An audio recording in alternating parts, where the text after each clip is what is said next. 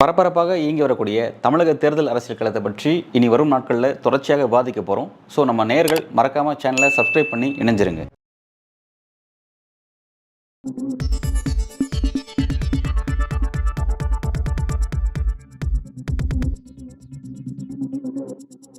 நேயர்களுக்கு வணக்கம். இன்று நம்மோடு இணைந்திருக்கிறார் பத்திரிகையாளர் திரு தமிழா பாண்டியன் அவர்கள். வணக்கம். வணக்கம் சார். தமிழகத்துல இன்றைக்கு மிகப்பெரிய பேசும் பொருளாக இருக்கக்கூடிய விஷயம்னா போதைப் பொருள். அதுல இது எதுக்கு இவ்வளவு தூரம் கவனம் பெற்றுச்சு அப்படின்னு பாத்தீங்கன்னா, பிரபல நடிகர் ஸ்ரீகாந்த், கிருஷ்ணா போன்றவர்கள்லாம் கைது செய்யப்படுறாங்க. இதுக்கப்புறமா தான் என்ன நடக்குது, சினிமா துறையில மட்டும்தான் போதையா, இப்படி பல கேள்விகள் போதையை ஒட்டி எழுந்திருக்கு. தற்போது இந்த ஒரு கேஸை ஒட்டி என்ன மாதிரியான அப்டேட்ஸ்லாம் வந்திருக்கு, அதை பத்தி சொல்லுங்க சார். இப்போமா வினோஜ் செல்வம் இவர் பிஜேபியினுடைய ஒரு தலைவர். இவருக்கு சொந்தமான சென்னையில் பல ஹோட்டல்கள், இந்த வினோஜ் செல்வத்துக்கு சொந்தமான இந்த ரோஹிணி இன்டர்நேஷ்னல் ஹோட்டல் இருந்தது, அங்கே ஒரு பார் இருந்தது டி நகரில். அதே போல் செக்கர்ஸ் ஒரு ஹோட்டல் எங்கள் கிண்டியிலும் சைதாப்பேட்டை வர்ற வழியில் சர்ச்சுக்கு பக்கத்தில்.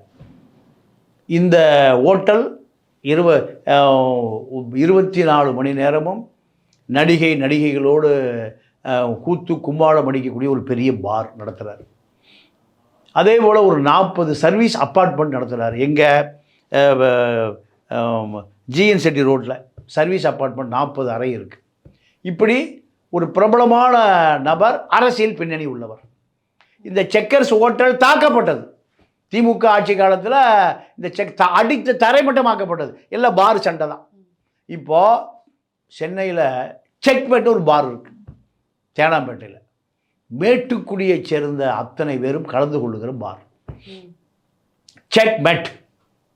நீங்கள் பெரிய பெரிய குடும்பங்கள் தான் அங்கே கலந்துக்கும், சாதாரண நபர்கள் அங்கே கலந்துக்கவே முடியாது. இந்த செக்மேட் பார் நடத்துவதே ஒரு பெரிய அதிகார மையத்தை சேர்ந்தவர்கள் தான் நடத்துகிறாங்க.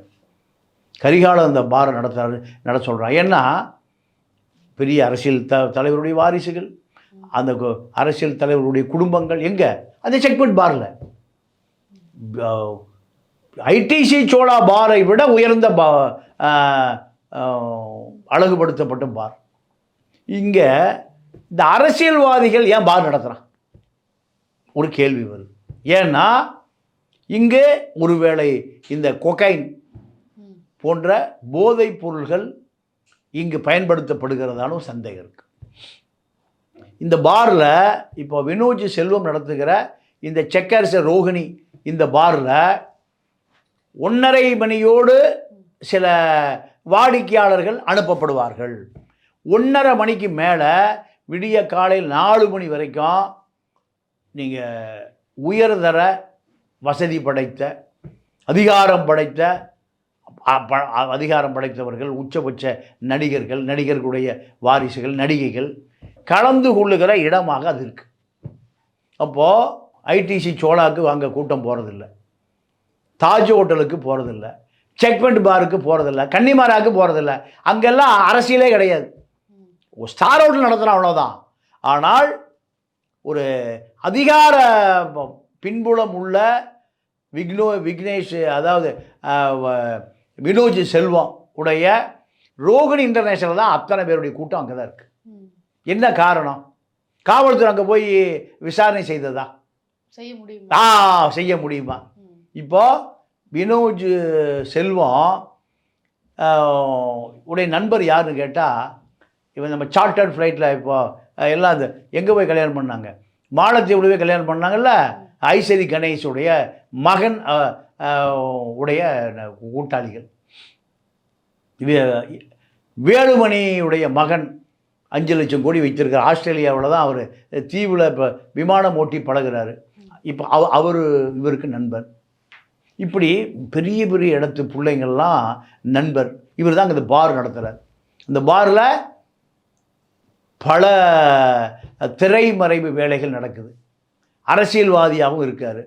வேலுமணியை கூட்டிகிட்டு எடப்பாடிட்டு போய் டி நகர் எனக்கு வேணுங்க, நான் எப்படி ஜெயிச்சு எம்எல்ஏ ஆகணும் இப்படி சொல்லுகிற நபர். நீங்கள் டி நகரை சுற்றி எவன் ரியல் எஸ்டேட் பண்ணாலும் வினோஜ் செல்வத்தை தாண்டி அரசியல் பண்ண முடியாது.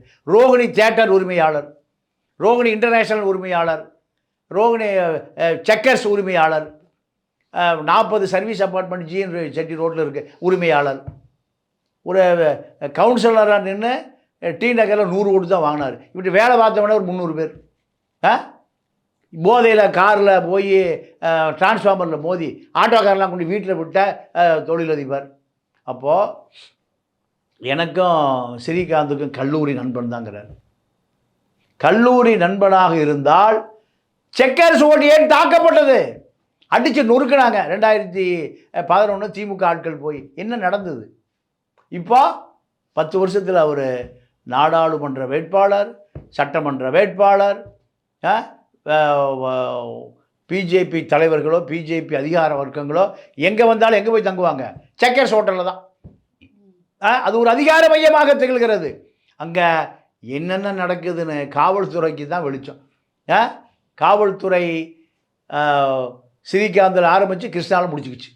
அதுக்கு மேலே போவாங்கன்னு எதிர்பார்க்குறீங்க? எந்த காலத்துலையும் போக மாட்டாங்க. ஏன் போக மாட்டாங்கன்னா, பிரசாத் இவர் தான் இந்த ஸ்ரீகாந்துக்கு கொகைன் சப்ளை செய்த ஒரு ட்ரேடர். இந்த ட்ரேடர் ஒரு பெரிய பட தயாரிப்பாளர், கோடிகளை வைத்து படம் எடுக்கிற ஒரு தயாரிப்பாளர். இந்த தயாரிப்பாளர் இந்த கொகைன் போதைப் பொருளை பெங்களூர்லேருந்து ஒரு ஆப்பிரிக்கா நாட்டை சேர்ந்த ஒருவரிடம் வாங்கி ஒரே ஒருத்தருக்கு மட்டும்தான் வியாபாரம் பண்ணுறார். 2வது ஆள் கிருஷ்ணா. அதுக்கு மேலே யாருக்கும் வியாபாரமே பண்ணுவதில்லையா? அவர் சொல்கிறார், அல்ல இது வாங்கி ஸ்ரீகாந்த் சொல்கிறாரு, இந்த 250 கிராம் வாங்கினேன், 1/4 கிலோ வாங்கினேன், 30 லட்ச ரூபா 1/4 கிலோடைய விலை. இதை நான் ஒரு பார்ட்டிக்காக பயன்படுத்தி கொண்டேன். அந்த பார்ட்டியில் கலந்து கொண்டவர்கள் யாருன்னு பிரசாந்த் சொல்லியிருப்பாரா இல்லையா? காவல்துறையில் ஸ்டேட்மெண்ட் கொடுத்துருப்பாரா இல்லையா? அது யார் அதை கலந்து கொண்ட பட்டியல்? சார், இப்போ கிருஷ்ணா கிட்டேயுமே வந்து கோட் வேர்ட்ல நிறைய பயன்படுத்தி இருக்காரு.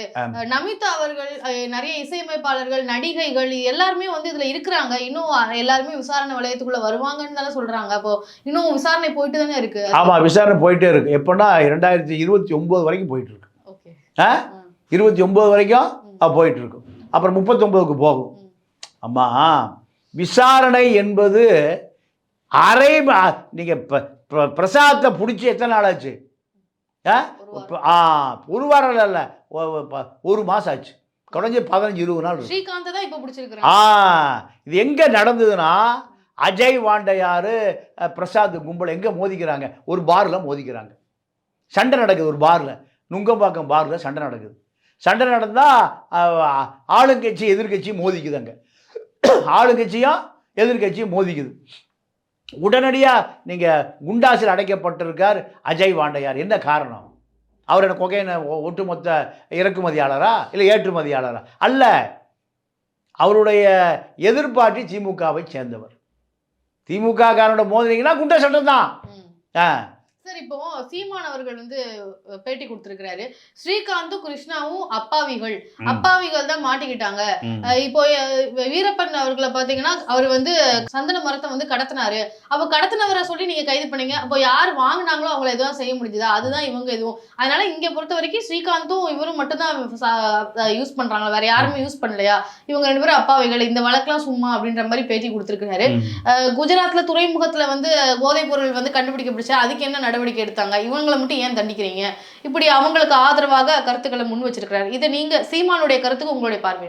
இல்லை, அதாவது சீமான் ஒரு அரசியல் தலைவனுக்கான தகுதியே அற்ற நபர். இந்த வழக்கு ஸ்ரீகாந்த் குற்றவாளி தான், கிருஷ்ணா குற்றவாளி தான். குற்றவாளி இன்னும் நிறைய பேர் பிடிபட வேண்டியிருக்கு. குற்றவாளி நிறைய பேர் பிடிபட வேண்டிய, அது காவல்துறை செயலியை தவிர குற்றம் செய்த குற்றவாளிகள் 2 பேரும் உண்மை குற்றவாளிகள் தான், கிருஷ்ணாவும் ஸ்ரீகாந்தும். அவர்களுக்கு தண்டனை கொடுத்தே ஆகணும். ஆனால் காவல்துறையினுடைய கைகள் கட்டப்பட்டிருக்கு. அதைத்தான் சீமான் சொல்லணுமே தவிர, அப்பாவிங்க 1/4 கிலோ வச்சு அவனே கொகைன் போட்டுட்ருக்கிறான். கையங்களவமாக பிடிச்சாச்சு. ஸ்ரீகாந்துக்கும் கிருஷ்ணா 2 பேருமே குற்றவாளி என்பதை மன்னிக்கவே கூடாது. சட்டம் மன்னிக்காது. ஏன் அப்பாவின்னு சொல்றாருன்னா, இது போன்ற ஆட்களோட நட்பில் இருப்பவர் சீமா. அவரும் ஒரு குடிகாரர். வீரப்பன் அவர்கள் எல்லாம் மேற்கோள் காட்டுறாங்க. ஆமாம், வீரப்பனையும் காய்ப்பார், ட்ரம்ப்பையும் காய்ப்பார், ட்ரம்ப்பை காய்ப்பார், புட்டினை காய்ப்பார், எல்லாத்தையும் காய்ப்பார். எப்போ விடியுது எப்போ இருட்டுதுன்னா தெரியாது. எனக்கே பல நாள் தெரியும். இந்த குடிகாரம் பேச்சே விடிஞ்சாலை போச்சு. இப்ப ஸ்ரீகாந்த் கிருஷ்ணாவோட இந்த வழக்கு அப்படியே முடிஞ்சிடும் நம்புறீங்களா? இல்ல முடிஞ்சிடும். ஏதாவது வேற யாராவது நடக்காது. அப்படி நடக்கிறதா இருந்தால் நேரம் 1 வாரம் 10 நாள் ஆகிப்போச்சு. இது நடிகைகள் வரைக்கும் கூட யாரோடையும் போக எல்லாமே ஆளுங்கட்சியோட தொடர்புல இருக்காங்க. சரி சார், அப்போ ஸ்ரீகாந்த் கிருஷ்ணாவும் இப்ப கைது செய்யப்பட்டிருக்காங்க. இவங்களுக்கு என்ன தண்டனை கிடைக்கும்? அது நீதிமன்றம் தான் முடிவு. நீங்களான நீதிமன்றத்தை இல்ல சார், மினிமம் 7 வருஷம் அப்படின்னு சொல்றாங்க. அத அந்த அளவுக்கு தண்டனை வந்து இவங்களுக்கு கொடுப்பாங்களா? இல்ல திரைத்துறை அந்த மாதிரி இருக்கிறதுனால இவங்களுக்கு வந்து கொஞ்சம் கன்செஷன் ஏதாவது இருக்கும்னு நினைக்கிறீங்க? இல்ல நீதிமன்றத்தை நீங்க விமர்சனமே பண்ணக்கூடாது. நீதிமன்றத்தை சொல்லல. நீதிமன்றம் போலீஸே ஜட்ஜ்மெண்ட் கொடுத்துருவாங்களா? வேற யாராச்சும் இதுல தலையிட வாய்ப்பு இல்ல. இல்லம்மா, உங்க கேள்வியே தப்பா போயிட்டு இருக்க. நீதிமன்றத்துக்கு போயிருச்சு வழக்கு. இதுல கொஞ்சம் எச்சா அப்படிலாம் கிடையாது. காவல்துறையிலிருந்து எங்க போயிருச்சு? நீதிமன்றத்துக்கு போயிருச்சு. நீதிமன்றம் சட்டத்தின்படி, ரூல் ஆஃப் லா, சட்டத்தின் ஆட்சிப்படி என்ன தண்டனை அது கொடுக்கும். காவல்துறை கட்டுப்பாடு இருக்க வரை மறைக்கலாம். ஜாமீன்லாம் நீதிமன்றம் தான் முடிவு பண்ணும். நீதிமன்றத்தை நம்ம எப்படி ஊடுருவி பார்க்க முடியுமா? நீதிபதிகள்கிட்ட போய் ஐயா பாவம் விட்டுருக்கியான்னு சொல்ல முடியுமா? குற்றவாளி தான். யார் போதை கொகைன் வைத்திருந்தாலும், ஹெராயின் வைத்திருந்தாலும், பச்சைப்பட்ட பையன் வைத்திருந்தாலும், அபின் வைத்திருந்தாலும், கஞ்சா வைத்திருந்தாலும் குற்றவாளியாக சிறையில் அடைக்கப்படுவார். இப்போ போதைப் பொருளை வச்சு இன்னொரு கேள்வி வருது சார். அதாவது இப்போ லிக்கர் கன்சியூம் பண்றவங்களுக்கெல்லாம் வந்து இப்போ அரசாங்கத்திலே டாஸ்மாக்லாம் நடத்துறாங்க. இப்போ அது போதைனா இதுவும் போதை தான். இப்போ அந்த போதையை வந்து கன்சியூம் பண்றவங்களை பொறுத்த வரைக்கும் அது தனிப்பட்ட நபரை தானே பாதிக்குது. அதனால வேற யாருக்கும் பாதிப்பு வரல அப்படின்றது அடிப்படையில அது லீகலா இருக்கு. இதே தானே இதுவும். ஸ்ரீகாந்த் மட்டும் தானே அதை வந்து அதை யூஸ் பண்ணிருக்காரு. இதனால என்ன பாதிப்பு வருது அப்படின்லாம் சொல்றாங்களே. இதை இப்படி இந்த ஆமா, அப்போ நீங்க கொகைனை வந்து டாஸ்மார்க்ல விற்க ஆரம்பிச்சிடலாம். கொகைன் இந்த பக்கம், எலைட்டில் வந்து ஹெராயின், இந்த பக்கம் கஞ்சா. அரசுக்கு நிறைய வருமானம் வரும். அரசுக்கு முதலமைச்சரை அதை ஆரம்பித்து வைப்பார். முதலமைச்சரை கொஞ்சம் சாப்பிட்டுட்டு முதலமைச்சர் ஆரம்பிப்பார். மற்ற அமைச்சர்கள் எல்லாம் செந்தில் பாலாஜி தலைமையில் கொகைன், ஹெராயின், கஞ்சா இதெல்லாம் டாஸ்மார்க்லேயே விற்கிறாங்கிறீங்களா? இல்ல சார், இது தனிப்பட்ட நபருக்கு தானே பிரச்சனை. இதனால என்ன பிரச்சனை அப்படி வைக்கிறாங்களே சில கருத்து. ஆமா, மனநோயாளிகள், பித்து பிடித்தவர்கள், சமூக வக்கிரம் பிடித்தவர்கள் என்ன பண்ணுவான்? விபச்சாரத்தை தேசியமயமாக்குங்கள். நல்ல பாலிசி. அவர்கள் வீட்டு பெண்களோடு வந்து விபச்சாரத்தை தாய்லாந்தில் பட்டையால இருக்கு, கிராண்ட் ரோடு பம்பாயில் இருக்கு, ஜிபி ரோடு டெல்லியில் இருக்கு. இதையெல்லாம் ஏங்க எல்லாம் தாய்லாந்து போகிறாங்க, எல்லாம் ஏன் பம்பாய் போகிறாங்க? எங்கள் வீட்டு பெண்களோடு வருகிறோம். இதையெல்லாம் நீங்கள் விபச்சாரத்தை தாராளமயமாக்குங்கள் என்று சொல்லுகிறவன் தான் இந்த போதையை. இதில் ஒன்றுமே இல்லைங்க. இதையும் தாராளமயமாக்குங்கள். இது இரண்டுமே ஒன்று தான். இப்போ திரையுலகத்துல இதெல்லாம் ரொம்ப சாதாரணமான விஷயம் அப்படின்னு சொல்லி விஜய் ஆண்டனி எல்லாம் பேட்டி கொடுக்குறாரு. இது எல்லா நடிகைகளும் சொல்லக்கூடிய விஷயம் தான். திரையுலகில் இது எல்லா இடங்களையும் சின்னதா ஒரு கெட்டுக்குதர் வச்சா கூட அந்த இடத்துல போதை பொருள்ன்றது இருக்கதா செய்யுது அப்படின்னு சொல்றாங்க. ஆனா இது என்ன நடவடிக்கை எடுத்திருக்காங்க? இது எல்லாமே சொல்றாங்க காவலர்களுக்கும் தெரிஞ்சுதான் நடக்குதுன்றப்போ இது என்ன நடவடிக்கை எடுக்க முடியும்? அது இருந்துட்டு தானே இருக்க போகுது அப்படின்ற ஒரு பார்வை இருக்கு. அப்போ இதுக்கு என்ன சொல்யூஷனா இருக்கும் சார்? சொல்யூஷன் விபச்சாரத்தை தேசியமயமாக்குவதுதான் சரியான கொள்கை. திரைத்துறையிலையா? ஆமா, திரைத்துறை எல்லா துறையிலுமே. திரைத்துறை மட்டும் விபச்சாரம் பண்ணலாமா? நீங்க விபச்சாரத்தை தமிழ்நாட்டில் ஒரு தேசிய தொழிலாக மாற்றிடணும். விபச்சாரத்தை மாற்றிடலாம், போதைப் பொருளை மாற்றிடலாம், டாஸ்மார்க்கை மாற்றிடலாம். இது மூண்டையும் மாற்றினா எல்லாம் சாதாரண விஷயம்தான். இப்போ என்ன மாதிரியான நடவடிக்கை எடுக்கப்படும்? அவங்க சாதாரண விஷயம் ஓப்பனா பிரஸ் மீட். அதான் அந்த நபர்கள் தங்களுடைய குடும்ப பெண்களோடு வந்து விபச்சார விடுதி நடத்தலாம். விபச்சார விடுதி நடத்துகிற மனநிலை உள்ளவர்கள் தான் இந்த போதை ஒரு சாதாரண விஷயம், கொக்கைன் சாதாரண விஷயம், டாஸ்மார்க்லேயும் வித்தரலாம். இல்ல காவல்துறை நடவடிக்கை எடுக்காமல் அதில் அரசியல் தலையீடு இருக்குன்னு தான் நான் பலமுறை சொல்றேன். பலமுறை சொல்றது என்ன காரணம்னா, ஆளுங்கட்சி பின்னணியில் இருக்கக்கூடிய அத்தனை பேரும் எல்லா குற்றத்தையும் தப்பிச்சுக்கிறான். அது கிரிமினல் குற்றமாக இருந்தாலும் சரி, சாராய குற்றமாக இருந்தாலும் சரி, கொகைன் குற்றமாக இருந்தாலும் சரி, விபச்சார வழக்காக இருந்தாலும் சரி, ஆளுங்கட்சி அது திமுக அதிமுக யாராக இருந்தாலும் சரி, நீங்கள் விபச்சார வழக்கில் நடிகை ராத்திரி 12 மணிக்கு மாட்டிக்குவான். ஒரு பிரபலமான நடிகைகள் காவல்துறை போய் பிடிச்சிருவான். பிடித்தால் இந்த விபச்சாரம் செய்கிற நடிகைகள் உடனடியாக மனோரமாவுக்கு ஃபோன் பண்ணுவாங்க. யாருக்கு? நடிகை இறந்து போன மனோரமாவுக்கு. மனோரமா 5 முதலமைச்சர்களை தனியாக தெரியும். கருணாநிதி தெரியும், ஜெயலலிதாவை தெரியும், ஸ்டாலினை தெரியும். அப்போல்லாம் சேர்த்து அந்த மாதிரி இறந்து போச்சு. அண்ணாவையும் தெரியும். இந்த யார்? மனோரமாவுக்கு. ராத்திரி 12 மணிக்கு மனோரமாட்டு ஃபோன் வருதுன்னா ஜெயலலிதா என்னென்னு கேளுங்குவாங்க. ஏதாவது ஒரு நடிகை, பிரபல நடிகை பண்ணை வீட்டில் மாட்டிக்கிட்டால் போலீஸு விட்டுட்டு போச்சு. இப்படி பல விஷயங்கள் நடக்கும். இப்படி இதெல்லாம் அதிகாரத்தினுடைய உச்சபட்ச அதிகாரத்தில் இருப்பவர்களால் பல முறை இந்த பெண்கள் காப்பாற்றப்பட்டிருக்கார்கள். நீங்கள் இப்போ ஸ்ரீகாந்தும் கிருஷ்ணா மட்டும் ஏன் காப்பாற்றப்படலை? சரி, அவங்க காப்பாற்றப்பட அவங்களுக்கு அரசியல் இல்லை. அவர்களுக்கு அரசியலே இல்லை. இனிமே கஞ்சா அடிக்கிறவன், ஹெராயின் போடுறவன் எல்லாமே எப்பவுமே ஒரு ஆளுங்கட்சி தொடர்பை வைத்துக்கொண்டு அடிக்கப்பா. ஆளுங்கட்சி தொடர்பை வச்சா யார் அந்த சார்? யார்? பாலியல் வழக்கில் போனாலும் ஆளுங்கட்சி பின்னணியில் இருந்தால் முதல் குற்றவாளியும் ஞானசேகரன், கடைசி குற்றவாளியும் ஞானசேகரன். இப்போ போதையெல்லாம் ரொம்ப நவீனமாகி விட்டது. எப்படின்னா சிந்தட்டிக் ட்ரக்ஸ் ஆகி மாறிடுச்சு. சிந்தட்டிக் ட்ரக்ஸ் இவ்வளோ பெரிய பாட்டெல்லாம் குடிக்க வேண்டியதில்லை, இவ்வளோ பெரிய குகையெல்லாம் எடுத்து நாக்கு கடியில் வைக்க வேண்டியதில்லை. சின்ன ஸ்டாம்ப் அளவு இருக்கும் சிந்தட்டிக் ட்ரக்ஸ். அதுக்கு என்ன பேருனா பிளிங்க்னு ஒரு ட்ரக்ஸ், சிந்தட்டிக் ட்ரக்ஸ். அதே போல் எக்ஸ்டசின்னு ஒரு ட்ரக்ஸ். அதே போல் குருசேடர்னு ஒரு ட்ரக்ஸ். இதெல்லாம் நாக்குக்கு அடியில் வச்சிங்கன்னா மைக்ரோ செகண்டில் உடம்பு முழுக்க பரவி என்ன ஆயிரும்? போதை ஏறிடும். போதை இப்போ லேட்டஸ்ட்டு உலக நாடுகளில், 3ஆம் உலக நாடுகளில் கிடைக்கக்கூடிய பொருள் இது. தமிழ்நாட்டை ஒட்டி இருக்கக்கூடிய ஒரு முதலமைச்சருடைய மகன் ஒரு ஐரோப்பா நாட்டுக்கு போகிறார். பெல்ஜியம் போகிறார். பெல்ஜியம் போய் அவர் பேர் ராகேஷ். இந்த ராகேஷ் அங்கே போய் இந்த ட்ரக்ஸை விற்கிறாரு.